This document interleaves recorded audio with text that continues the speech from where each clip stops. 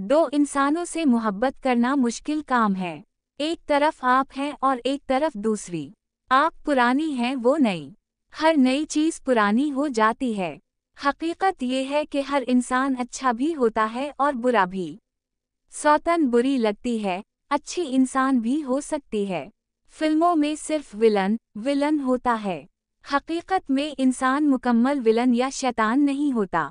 बहुत कम होता है ऐसे। आपके लिए यूं दुखी होकर जीना मुश्किल है। इस मुआशरे में औरत बेवफा शौहर को अक्सर छोड़ भी नहीं पाती। मर्द का मामला दूसरा है। वो मिजाजी तौर पर आवारा होता है क्योंकि इसे किरदार पर धब्बे का खौफ नहीं होता।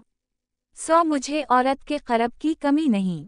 शायद मैं अपनी ज़िंदगी की सबसे मज़ेदार औरत के साथ हम जिस्म होता हूँ, ये भी एक तोहफ़ा है।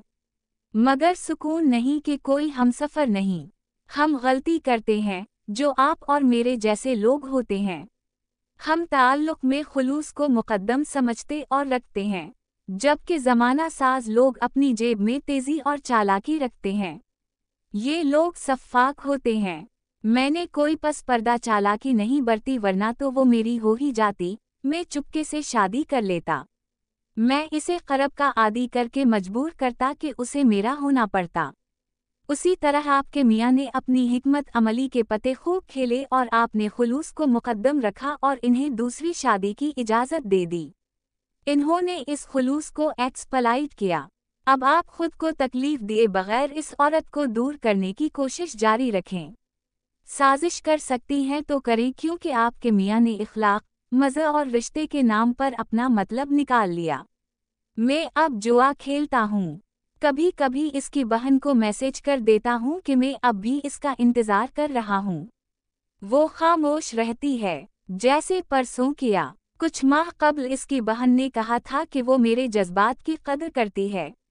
अब मुझे यकीन है वो और इसके घर वाले लाख ना चाहें, मगर वो मेरे जज्बात को अरफा ज़रूर समझेंगे और वो अपनी माँ से ज़रूर कहती होगी कि ये शख्स सच्चा है, और वो भी आज के दौर में।